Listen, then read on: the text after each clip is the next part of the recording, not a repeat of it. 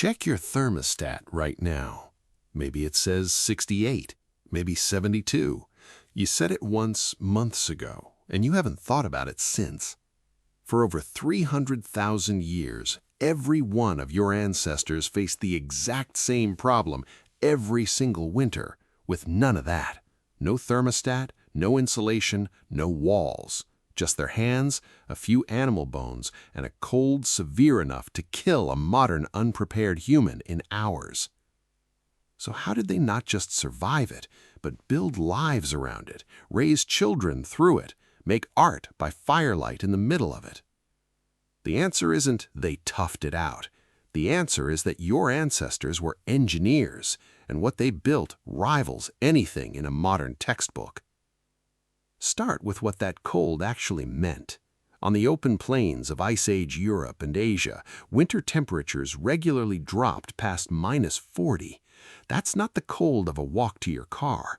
That's the cold where exposed skin can start to freeze within minutes, where every breath stings, where wind doesn't just chill you, it actively pulls heat from your body faster than you can replace it.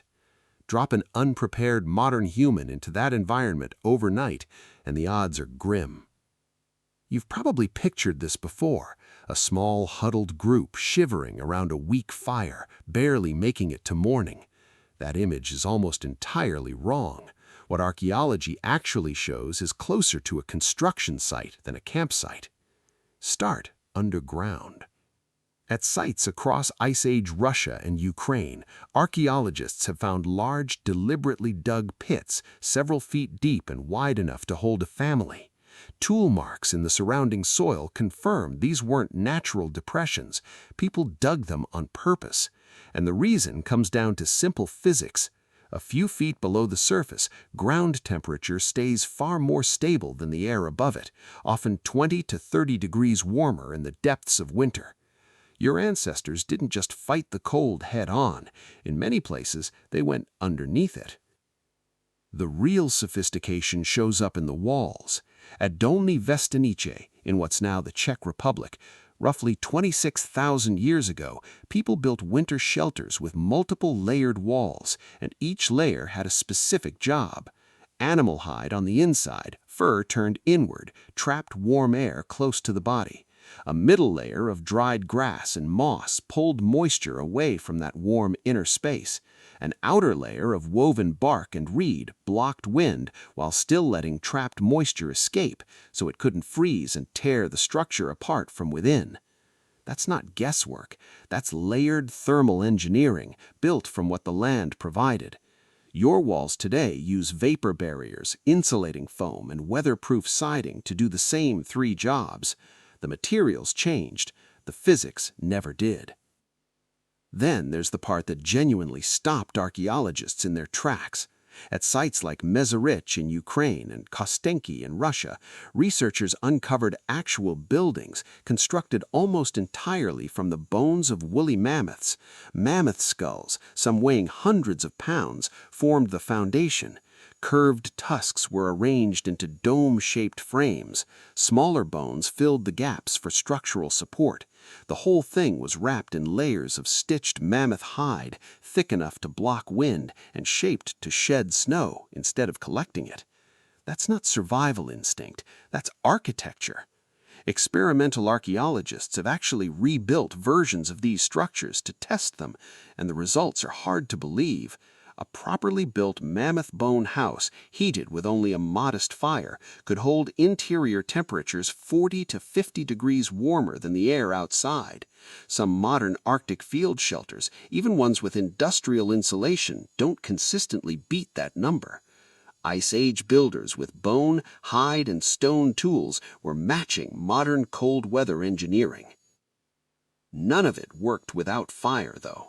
Fire wasn't just for warmth. Inside these shelters, it was the entire operating system of winter life.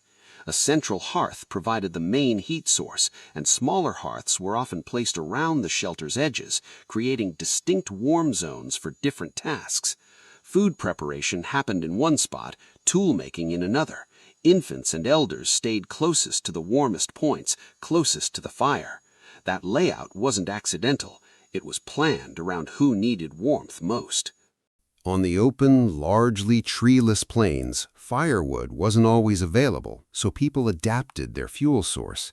Dried animal dung and processed bone could both burn effectively when prepared correctly, and chemical analysis of ancient hearth residue shows these fuels were handled deliberately, not just tossed on whatever flame was going. Fuel was managed like a resource because it was one. Ventilation mattered just as much as heat. Every breath and every pot of cooking food adds moisture to the air inside a shelter, and in sub-zero conditions, that moisture will freeze if it has nowhere to go, slowly damaging the structure from the inside. Archaeological evidence shows these shelters had thought-out airflow. Small openings near the ground pulled in fresh air, while larger openings near the top let warm, moisture-heavy air escape before it could turn to frost. Here's the part most documentaries skip entirely: what happened inside these shelters once the sun went down. For most of that 300,000-year stretch, your ancestors went to sleep not long after dark and woke before dawn, but not in one unbroken block the way you might expect. Historical records from dozens of cultures described a two-phase pattern: several hours of sleep, a waiting period of an hour or two in the middle of the night, then several more hours of sleep before morning. This wasn't insomnia. In 1992, a psychiatrist named Thomas Ware ran an experiment removing modern volunteers from all artificial light for weeks at a time. Without exception, every participant's sleep gradually settled into that same two-phase pattern. It appears to be the human default, something electric light simply erased. That quiet waking hour in the middle of the night wasn't wasted time either. An anthropologist named Polly Wiesner spent years recording conversations among the Juo-Hansi people of the Kalahari, one of the last groups still living close to that older rhythm, and comparing what people talked about by day versus by firelight. During the day, the overwhelming majority of conversation was practical: logistics, hunting plans, resource disputes. At night, around the fire, the overwhelming majority shifted to storytelling. The campfire, in other words, may have been humanity's first classroom and its first theater. It's probably not a coincidence that some of the most striking Ice Age art comes from exactly this context. Many of the small carved figures, known as Venus figurines, and much of the cave art from this period were made in and around winter shelters during the long stretches when people were confined indoors by the cold. The art that helped define our species as something more than survival machines wasn't made in the ease of summer. It was made by firelight, inside bone houses, while the storm raged outside. None of this happened by accident either. Building a mammoth bone house was a major undertaking, likely 2 to 3 weeks of intensive labor from 8 to 10 adults working together. That means construction had to start in late summer or early autumn before the ground froze and outdoor work became impossible. Wear patterns on tools and seasonal evidence at these sites support exactly that timeline. These weren't people reacting to a crisis. They were planning months ahead on a seasonal calendar carried entirely in their heads. Food storage followed the same logic. In regions with permafrost, people dug underground chambers connected to their shelters by short tunnels, essentially natural freezers that kept meat preserved through the harshest storms. Clothing worked on the same layered principle as the shelters themselves. Multiple types of hide, wolf, fox, Arctic hare, each chosen for a specific property.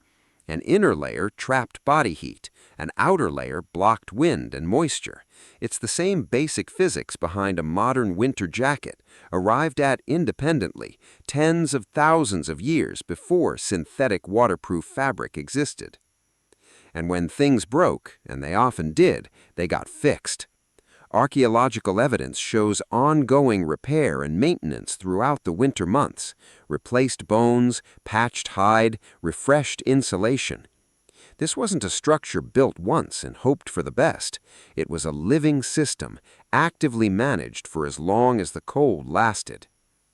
By the time the Ice Age ended and forests spread back across the land, this entire body of knowledge quietly fell out of use. Not because it failed, it simply became unnecessary as the climate changed. What's striking is how much of it has had to be rediscovered. Modern Arctic engineers studying reconstructions of these shelters have been genuinely surprised at how effective the designs are.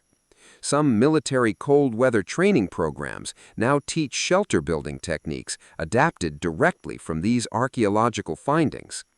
Disaster relief organizations have borrowed similar principles for emergency shelters in extreme climates. In a real sense, we spent decades rediscovering, with modern science, what your ancestors had already solved with bone, hide, and stone. So go back to your thermostat.